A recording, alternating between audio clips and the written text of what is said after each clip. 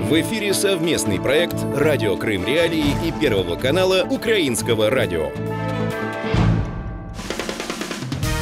Слушайте ток-шоу «Радио Крым Реалии» на средних волнах на частоте 549 АМ каждый будний день в 8:35 и в 13:10, а также на 105,9 FM круглосуточно. Крымчане имеют право знать.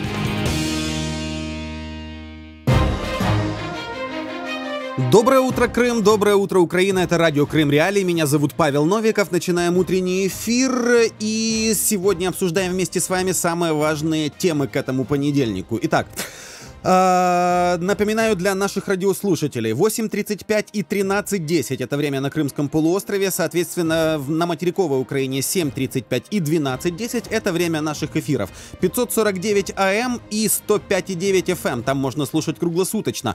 Уже запущены трансляции на Ютубе и Фейсбуке. Вы можете их смотреть, комментировать. Вот они у меня передо мной тоже открыты. Я буду читать самые интересные комментарии.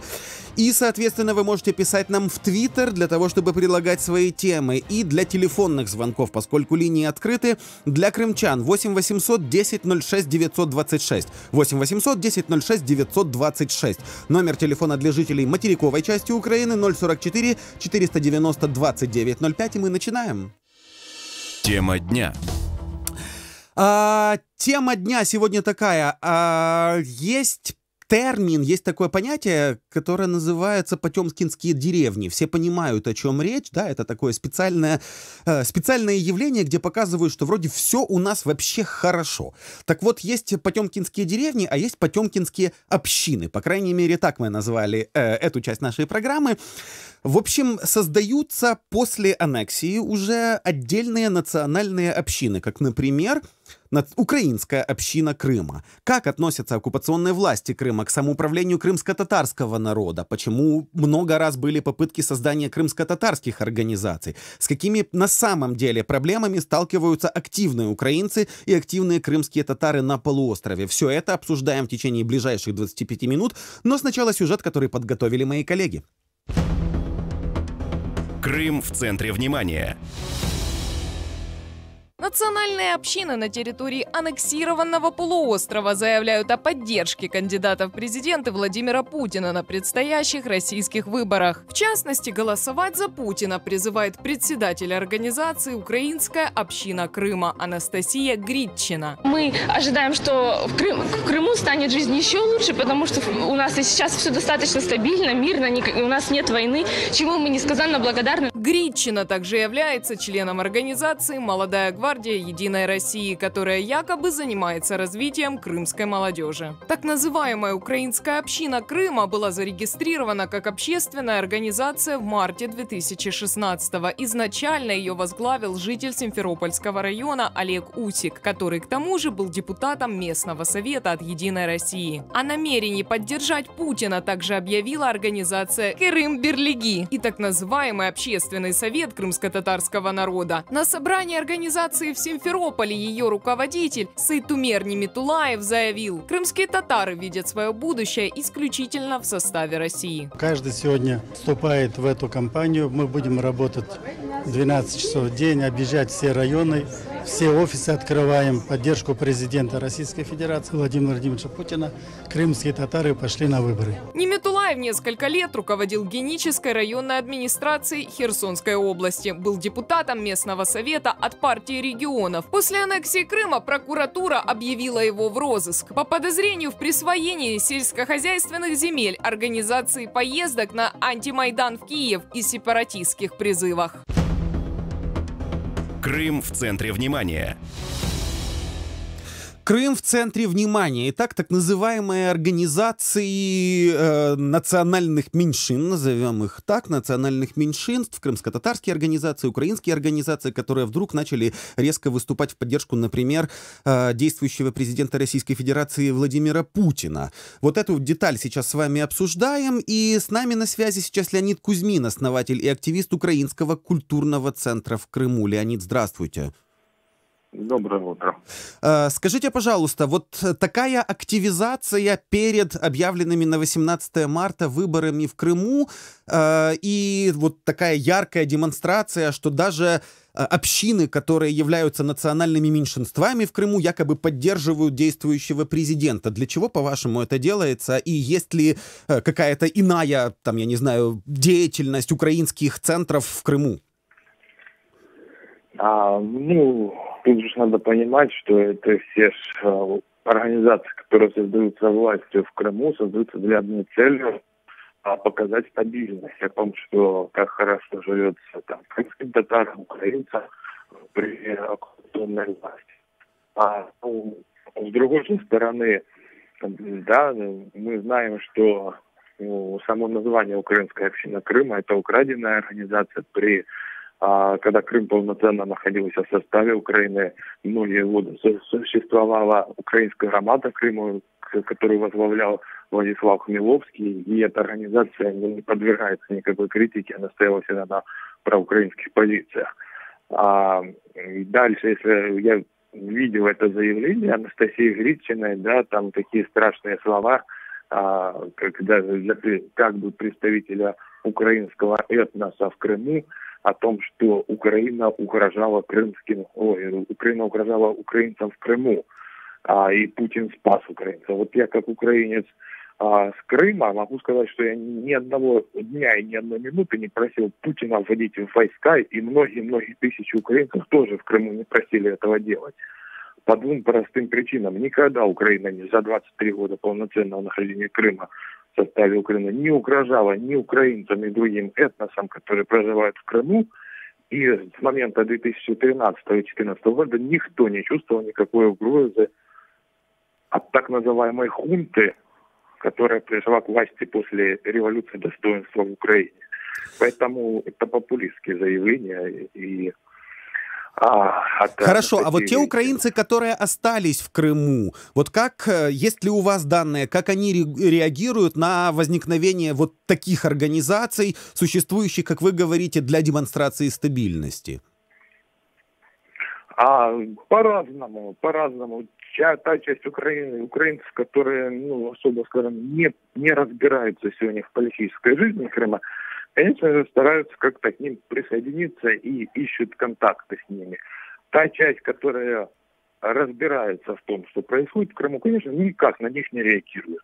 Никак Просто не реагирует. никак. А можете также сказать, смотрите, есть часто звучат, не то чтобы обвинения, но, по крайней мере, фразы о том, что украинская, громада, украинская община в Крыму, тоже еще до аннексии в значительной степени, условно говоря, не дорабатывала, и поэтому сейчас мы имеем ситуацию аннексированного полуострова. Насколько активной была жизнь украинской меньшины, украинского меньшинства в Крыму до аннексии?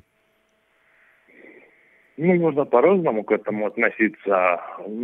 Скажем так, оно было недостаточно активным и недостаточно было освещаемым действием. То есть украинская община в Крыму, это в большинстве было такое что-то, касалось людей, которых действительно это интересует. То есть это не было особо массовым. Тут действительно это да. Это по сравнению даже с русской общиной Крыма или с меджлисом крымско-татарского общины, это действительно было не массовое движение. Хорошо, и, наверное, последний к вам вопрос. Вот с одной стороны есть ситуация с Владимиром Балухом, у которого всего-навсего был украинский флаг, и теперь, судебные преследования. А с другой стороны показывают вот таких послушных или выступающих за стабильность украинцев. Как вам кажется, куда это движение приведет, и там будет ли оно жить или закончится сразу там с выборами в России? Нет, конечно, не закончится, потому что это все план большой программы ассимиляции населения, особенно украинцев. То есть там же, кроме украинской общины Крыма, они создали ассамблею славянских народов. То есть сегодня туда входит русская община, белорусская община, украинская община. И вместе они там проводят разные мероприятия. То есть там же не стоит программа защиты конкретно интересов украинского народа, проживающего в Крыму, а создание вот такого славянского единства, что все мы братья-славяне, часть великого русского народа, только есть белорусы, украинцы. То есть программа стоит просто размытие этнических границ между этими народами, и все. Хорошо. То есть создание такого малороса. Создание малороса. Вот точно уже последний к вам вопрос. Были школы, в которых велось преподавание на украинском? Их было в Крыму мало, но они существовали. Преподавание самого украинского языка, украинской истории, литературы и так далее. Сейчас, насколько мне известно, все это дело, свернулось, по крайней мере, на территории Крыма. Как те украинцы, представители украинской общины, которые там остаются, находят, я не знаю, учат детей, учат они их дистанционно, поддерживают ли связи с материковой Украиной? Смотрите, мы в прошлом году занимались этим вопросом, в 2017 году. Я направлял запросы в органы действующей власти в Крыму. Вот. И, конечно же, все выглядит очень печально с изучением украинского языка. То есть там, если говорить про Крым, про Симферополь, то из там больше чем 40 школ всего изучают украинский язык 365 детей во всем Симферополе. То есть, по-моему, 11 классов, надо просто посмотреть еще раз, не помню уже точно.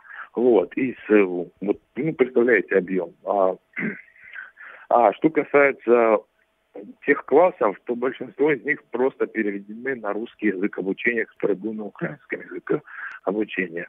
Вот. А люди, которые хотят изучать и знать украинский язык, они, конечно же, учатся дистанционно, а многие поступают в украинские школы на подконтрольной территории для того, чтобы получать документы украинского образца. И, конечно же, они интересуются программами, которые сегодня существуют, такими как Крым-Украина для поступления в вузы, про изменениями сдачи ЗНО, конечно же, это интересуются, в том числе находят учителей, которые могут еще заниматься репетиторством по украинскому языку, по украинской литературе, по истории и готовятся к поступлению на материк. Спасибо огромное за ваше мнение. Леонид Кузьмин, основатель и активист Украинского культурного центра, был с нами на связи. Обсуждаем сейчас так называемые национальные общины, которые все вдруг резко выступают в Крыму в поддержку действующего президента Владимира Путина. Пытаемся разобраться, насколько это настоящие общественные движения и народные движения, или это больше похоже на то, что называлось потемкинскими деревнями, как мы и назвали этот блок эфира «Потемкинские общины». У нас есть еще одно включение. Заир Смедляев, глава Центра избиркома Курултая крымско-татарского народа, с нами на связи. Заир, здравствуйте. Доброе утро. Связь вроде нормальная. Скажите, я знаю точно, что постоянно пытались, были попытки создания каких-то альтернативных меджлису, или, скажем, альтернативных даже, той демократической системе крымско-татарского народа, которая есть Курултай, например, создать свои подконтрольные крымско-татарские организации. Насколько много в них людей сейчас? Я скажу, что эти псевдо-крымско-татарские организации, они существуют. Это политические военнопленные и коллаборанты из числа крымских татар. Но эти организации, они, например, не являются крымско-татарскими ни по сути, ни по содержанию, ни по их действиям. Там есть такая Крым-Берлига, например, она состоит там где-то из спортсменов, где-то еще из чего-то. И очень много, например, в Краснодарском, Жарковском районе, там вообще представители не крымских татар, таких других регионах. Об этом можно посмотреть на их сайте, на их странице в Фейсбуке. Есть другое движение, там еще будет по 1,5 человека там есть, которым хорошо живется сейчас, которые не замечают тех репрессий, которые происходят, они не замечают уничтожение крымско-татарского языка, крымско-татарской культуры, крымско-татарского культурного наследия. И вот это тот класс, когда они все знаете, те люди, которые представляют наш народ. Заир, я прошу прощения, у нас очень плохо вас слышно. Я сейчас попрошу моих коллег перенабрать вас, да, вдруг связь окажется чуть получше, потому что я действительно слышу вас через слово. Для радиослушателей, которым тоже сложно было в это все прислушиваться, Заир Смедляев, глава Центра избиркома Курултая крымско-татарского народа, сказал о том, что есть ряд организаций, которые создаются, в них в основном, по его словам, участвуют коллаборанты или люди, которым сейчас комфортно в Крыму, но это организации, опять же его процитирую, в которых по 1,5 человека. А у нас на связи Евгения Горюнова, крымский историк и политолог. Здравствуйте, Евгения. Доброе утро. О, здесь связь прекрасная. Скажите, пожалуйста, вот эта идея с созданием ручных, я бы даже так их назвал, национальных движений на территории Крыма, причем эти все движения ярко выступают в поддержку действующего президента России Владимира Путина. Насколько массово это движение, насколько можно в него вовлекать людей и к чему оно приведет? Ну, о массовости судить, наверное, сложно, не зная реальных цифр, но судя по картинке, которую демонстрируют, наверное, оно не такое массовое, как хотелось бы россиянам, как хотелось бы власти российской прежде всего. Поэтому, действительно, это больше это показательное выступление. То есть создаются специально вот эти национальные объединения, которые демонстрируют, что это очень нужно опять-таки, для российской власти. Это очень необходимо сегодня демонстрировать всеобщую, всенародную поддержку Владимиру Путину прежде всего. То есть в ходе предстоящих президентских выборов показывают, что абсолютно все национальности Крыма за Путина. И это особенно важно для России в том контексте, что сегодня появляется... Не только Украина об этом говорит, но уже и в Европейском парламенте, и в Организации Объединенных Наций говорится о том, что в Крыму нарушаются права людей, нарушаются права украинцев, нарушаются права крымских татар. И, собственно говоря, эти общины как раз и показывают, что ничего подобного, ничего никто не нарушает, что все прекрасно, что все очень любят Путина, и все будут за него, безусловно, голосовать, выражая ему свою поддержку. Вот отсюда и письма соответствующие, подметные, да, в поддержку, которые пишутся, и сборы подписей, и выступления всевозможные на телеэкранах. То есть все это такая красивая картинка, демонстрирующая единство, любовь, ну и всенародную поддержку в адрес России и ее действующего и будущего президента. Хорошо, вот мы говорили с Леонидом Кузьминым, который основатель и активист Украинского культурного центра в Крыму, и он говорит, что действительно есть, есть ощущения, да, есть результаты недоработки, например, украинских организаций, которые в Крыму существовали, да, украинская община, которая существовала там до аннексии. Вы согласны с тем, что там была недоработка, и как раз украинская община, ну, скажем так, пасовала в основном? Ну, наверное, да, потому что Крым, украинцы ощущали себя в Крыму, даже не ощущали, наверное, это неправильно было бы сказать, украинцы считались в Крыму титульной нацией, поэтому, наверное, им не нужно было прилагать больше усилий, допустим, чем крымским татарам, для того, чтобы быть едиными, для того, чтобы проводить определенную деятельность, направленную, да, на защиту интересов Украины, прежде всего в Крыму. Поэтому, возможно, и были определенные недоработки, связанные вот именно с этим. Но мне кажется, что дело тут не в том, что кто-то дорабатывал, кто-то не дорабатывал. Просто по результатам аннексии сегодня, наверное, все эти недоработки остались уже в прошлом. Сегодня нужно говорить о том, что делать для того, чтобы возвращать Крым, а не искать виновных, кто не доработал, кто переработал, соответственно, и смотреть на сегодняшнюю ситуацию для того, чтобы ее изменить. Хорошо. Вопрос к вам. Как вы считаете, вот эти организации, которые сейчас, украинская организация, украинская община в Крыму, крымско-татарские организации, подконтрольные Кремлю тоже, вот их заявления в поддержку действующей российской власти, они могут сыграть на международной арене, что вот действительно нет у нас никаких притеснений? Или это история для внутреннего потребления в основном? Вы правы, это история для внутреннего потребления. На международной арене больше верят тем фактам, преследований, тем судебным процессам, которые происходят, чем вот подобным выступлениям некоторых активистов, которые рассказывают о том, что в Крыму все прекрасно. А вряд ли в Европейском парламенте или на заседании Генеральной Ассамблеи ООН будут смотреть на эти картинки, явно постановочные картинки, и говорить о том, что в Крыму нет никаких проблем, и все, что говорят правозащитники, допустим, украинские, прежде всего, и крымские правозащитники, и адвокаты, о том, что в Крыму происходит массовое преследование. Я думаю, что эта картинка необходимая России для внутреннего пользования, и, безусловно, сейчас Россия уже на внешний мир в плане вот как раз защиты прав человека работает не особо активно, она просто показывает скорее своему населению, что все хорошо, для того, особенно это актуально перед выборами. Что будет после выборов, это уже совсем другая история, и там посмотрим. Посмотрим, что будет. Останьтесь, пожалуйста, на линии. С нами сейчас еще на связи Заир Исмедляев, глава Центра избиркома Курултая крымско-татарского народа. Была плохая связь. Заир, давайте попробуем еще раз. Здравствуйте. Слышно ли меня? Да, доброе утро. О, вот теперь Да, уже я слышу. получше, да, связь просто лучше стала. Когда в прошлый раз мы с вами созвонились, вы сказали, что организации, так называемые крымско-татарские, созданные в Крыму сейчас, это организации, в которых, я так расслышал, по 1,5 человека, и настоящей поддержки среди крымско-татарского народа они не имеют. Но мы же видим, что есть большое количество, в том числе задержаний, судов, а там в один день было под 80 судов, в основном против крымских татар, да, это одна часть. А другая часть, что вот, оказывается, есть какие-то крымские татары, которые поддерживают то, что сейчас происходит на территории Крыма. Как внутри народа это все происходит?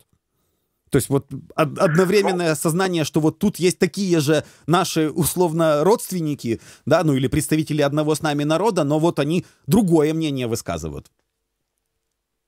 Ну, народ нормально ориентируется в этой ситуации, народ прекрасно видит, кто какую позицию занял, кто рассказывает о том, как хорошо живется народу, хотя народу живется плохо, а он свои личные ощущения и впечатления где-то пристроил кто-то своего сына, где-то кто-то нашел себе теплое место, и ради этого, когда закрывает глаза на уничтожение и самого народа, и на уничтожение его культуры и языка, ну, это тоже люди видят.